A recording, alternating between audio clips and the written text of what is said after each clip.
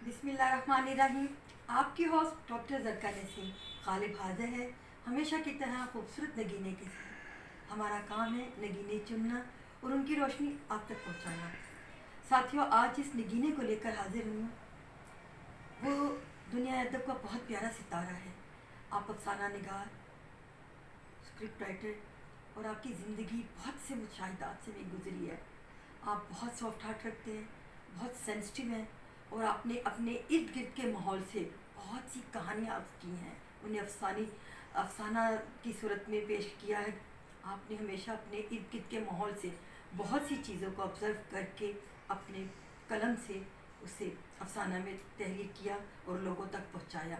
और उसमें ज़्यादातर आपने लोगों की जो मुश्किलात थी, जो प्रॉब्लम्स थे, जो उनके साथ उन पर मुसीबतें पड़ी थी, उनको उजागर करने की कोशिश की है। वो क्या हैं, क्या करना चाहते थे, क्या बन के और क्या करना है, उनके दिल में क्या एम है, ये हम उन्हीं से पूछेंगे। चलते हैं उन्हीं की तरफ। मियाँ आफ्ताब अहमद, अस्सलाम वालेकुम। कैसे हैं? ठीक ठाक है? आफ्ताब साहब, आपके बारे में मैंने काफ़ी पढ़ा है। आपकी आदि ऐनक, उसको जब मैंने फ़र्स्ट टाइम पढ़ा तो मैं काफ़ी मुतासिर हुई। याद है ना हमें कि हमारी फ़ोन पर जब बात हुई थी तो मैंने फिर उस पर थोड़ा सा लिखा भी था उसके बारे में। और मेरी ये तब से ही ख्वाहिश थी कि ये बात हम अपने नाज़रीन तक ज़रूर पहुँचाएँ कि आपको कैसे ख्याल आया था और आपकी ज़िंदगी के क्या मकसद रहे हैं। ये जो आदि ऐनक आपकी एक पहचान बन गई ना। और भी बहुत सी मैंने तो आपके अफसाने सुने आपसे, और मैं चाहूँगी कि हम वक्तन फ़वक्तन अपने नाज़रीन तक पहुँचाएँ इसको। तो अब अपनी ज़बानी ही नाज़रीन तक पहुँचाएँ सारी बात कि वो कैसे आपके दिल में आया और कैसे ख्याल आया था। देखिए जी, ये ज़िंदगी और माहौल ये इंसान को ढालता है। हाँ। पता नहीं, कहते हैं कि ज़माना इंसान पैदा करता है या इंसान ज़माने को तब्दील करते हैं। सही। तो मैं इस ज़माने में जो कुछ सीखा, जो मेरे पेश आई मसाइल ज़िंदगी के और दूसरों की ज़िंदगी जो है उसने मुझे बहुत ज़्यादा मुतासिर किया। वो कहते हैं कि तुम्हें क्या खबर कि मैं कौन हूँ, मेरे कातलों ही से पूछ लो जिन्हें हुक्म कत्ल मिला मगर जिन्हें अजर कत्ल मिला नहीं। जिन्हें अजर कत्ल मिला नहीं। क्या? तो जब आप एक्सटॉर्शन एक लफ्ज़ है, इस्तेहसाल, जिसके खातर जिसकी हज़रत ईसा अलैहिस्सलाम ने सलीब अपने कंधों पे खुद उठाई और उस सलीब पे वो चढ़ गए दूसरे इंसानों की मसाइब को कम करने के लिए। जो इंसानों ने कुर्बानियाँ दी, ये चीज़ें ऐसी हैं कि कुर्बानियाँ, इसके लिए कुर्बानी के बगैर कोई मकसद कुर्बानी ही मांगती है, हल नहीं होता। तो मैं एक देहाती आदमी हूँ और देही ज़िंदगी के जो मसाइल हैं उनसे कमा वाकिफ़ हूँ। और इसके अलावा मतलब मैं दो शोबों में मैंने ज़्यादा काम किया। एक तो देहाती लोगों के लिए और दूसरा पूरे पाकिस्तान के शहरियों के लिए जो है फार्मास्यूटिकल प्रोडक्ट्स जो हैं, मेडिसिन की प्राइसेस के खिलाफ मैं लड़ा हूँ। हाँ, आपकी हमेशा गुफ्तगू। तो ये दो तो मेरे पर्टिकुलर वो हैं। तो जो रूरल एरिया के लिए जो ख़ास तौर से वो था काम, वो हमारे यहाँ एक डिपार्टमेंट होता है, कोऑपरेटिव डिपार्टमेंट। तो कोऑपरेटिव को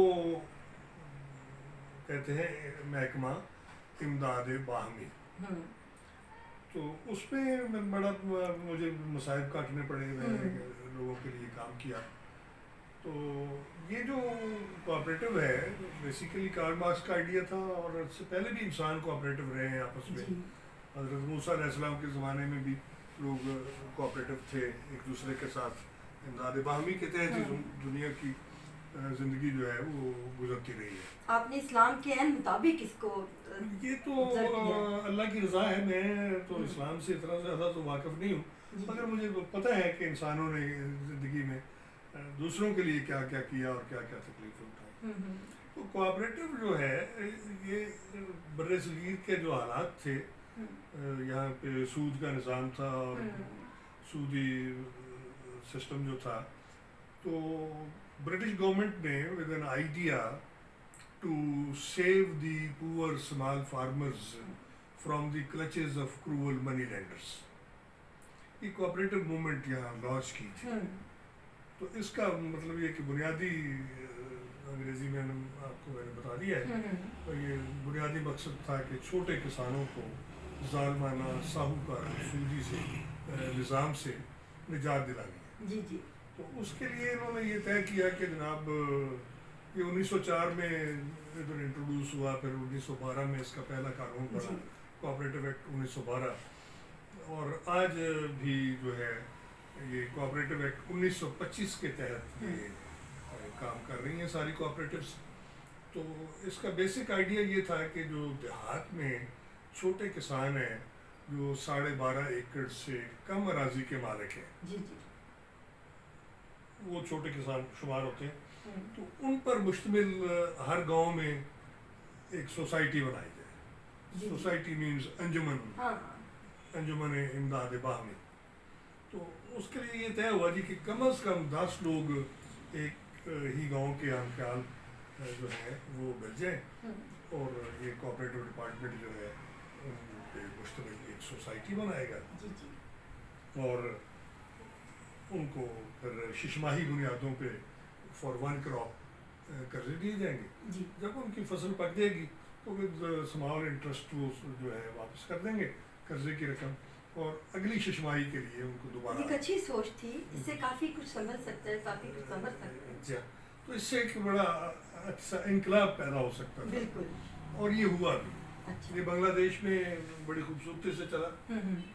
چائنا کا سارا انقلاب ہے, تاریخ یاد ہے کہ کوئی کون سے سن میں یہ باتیں زیادہ. ماؤ کا میں عرض کرتا ہوں, تو ماؤ کا انقلاب جو ہے وہ کوآپریٹو کی اس میں تھا, اور یہ بڑی کامیابی سے چلتا رہا. انڈیا میں بھی کافی کامیاب رہا.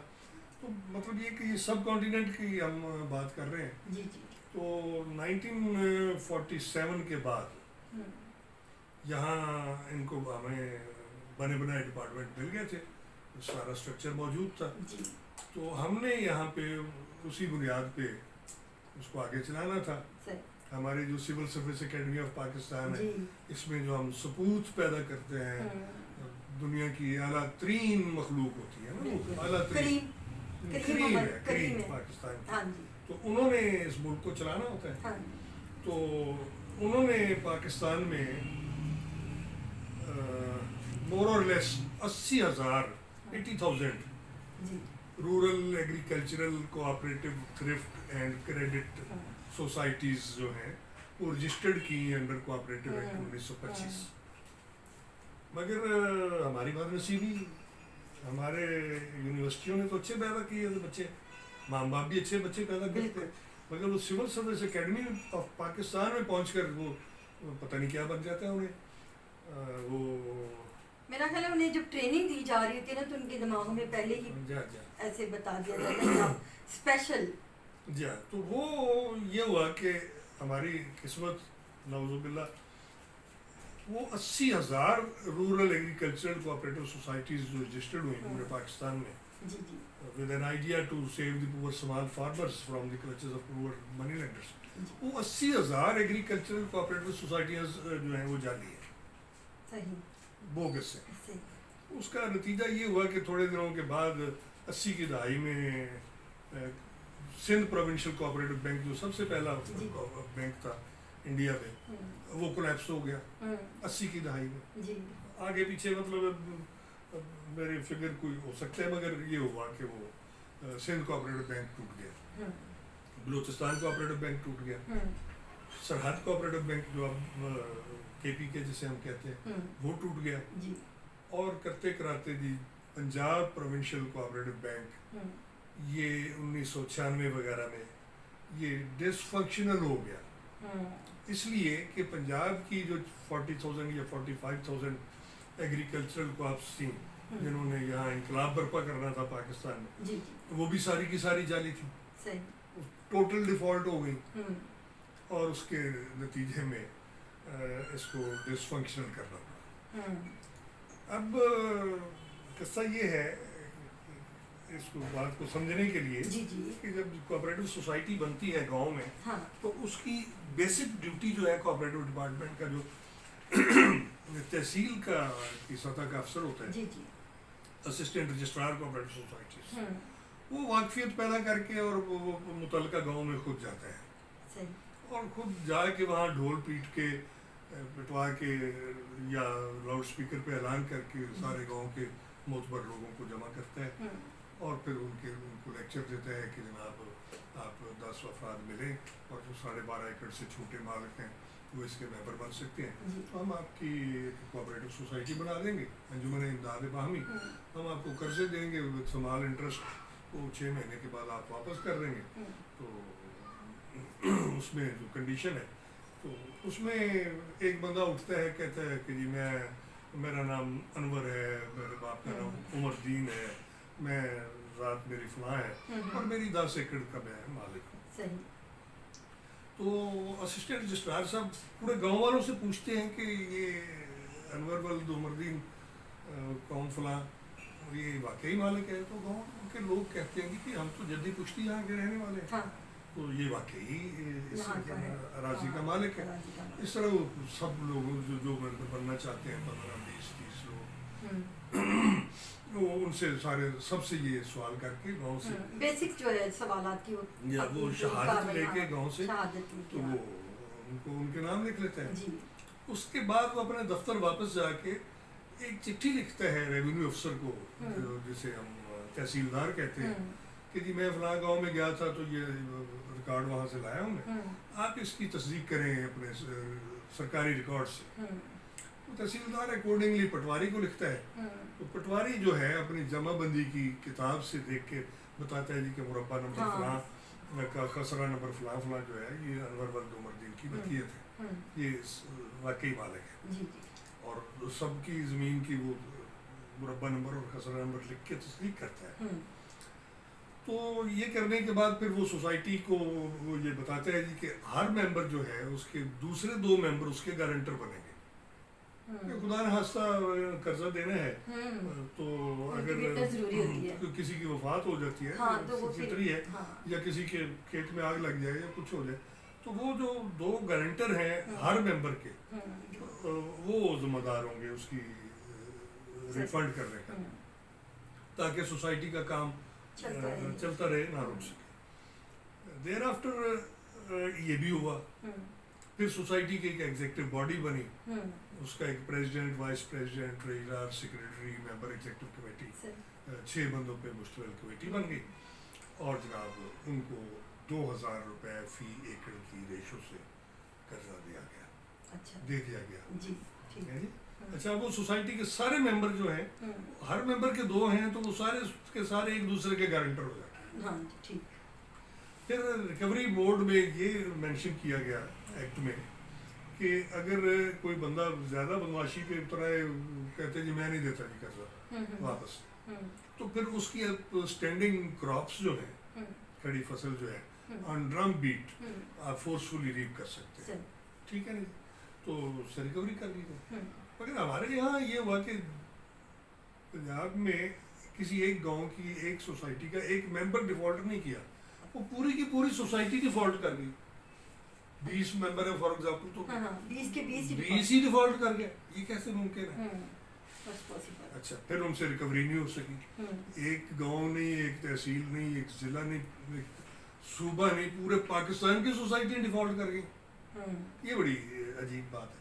اور پھر مزے کی بات اس پہ جو بدنصیبی کی بات ہے، جو انتہائی بدنصیبی، وہ گاؤں میں گئے کوآپریٹو والے، تو وہاں سے جمال الدین کو اٹھا کے لے آئے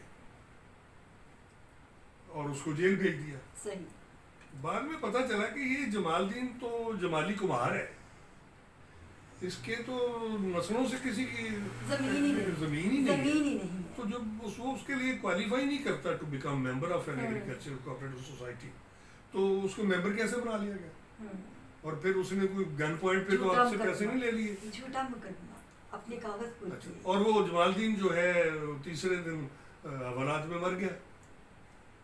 تو اس پہ میں نے افسانے بھی لکھے. ہاں، یہ آدھی اینک اسی پر ہے نا؟ جی، آدھی اینک اینک یہی ہے. یہ ایک کوٹ بھٹیاں ایک گاؤں ہے جی جی، اور یہ بالکل سچا واقعہ ہے آپ کا. سچا واقعہ ہے ننکانہ صاحب کے ساتھ. اور وہاں کا وہ 70 سالہ بوڑھا شاہ محمد، اس کو انہوں نے اٹھایا اور اسے جیل بھیج دیا. اس کے مکے شکے بھی مارے بیچارے کو اور وہ مر گیا. اچھا، یہ کتنی زیادتی ہے اور اس بات کو لوگوں تک پہنچایا بھی نہیں جا رہا. میں تو ساتھیوں یہ ضرور کہوں گی کہ یہ آفتاب صاحب بہت بڑا کام کر رہے ہیں کہ یہ اپنے لیے نہیں سوچ رہے، ان لوگوں کے لیے سوچ رہے ہیں کہ جن کے اوپر ظلم ہوئے ہیں. اور ایسا درد رکھنے والے، ایسا درد دل رکھنے والے لوگ ضرور اللہ تعالیٰ کامیاب کرے گا. ہم سب کو آنکھوں سے دیکھ کر خاموش نہیں ہونا چاہیے. جو لوگ خاموش ہو جاتے ہیں، ظلم کے خلاف کبھی بولتے نہیں ہیں، وہ کبھی کامیاب نہیں ہوتے. وہ قوم کبھی ترقی نہیں کرتی جو قوم اپنے حق پر بولتی نہیں ہے. ہمیں اپنے حق کے لیے ضرور بولنا چاہیے. اگر ایسے ہی ہم لوگ خاموش ہوتے رہے تو ظلم بڑھتا جائے گا. پھر کیا ہوگا کہ ہم لوگ کسی قابل نہیں رہیں گے. ہمیں اپنے آپ کو خود بھی دیکھنا ہے. آفتاب صاحب، آپ کی ماشاء اللہ سے فیملی سے میں تو مل چکی ہوں، آپ سے بھی میری، اور آپ کے جتنے بھی افسانے ہیں ماشاء اللہ سب حقیقت پر ہیں.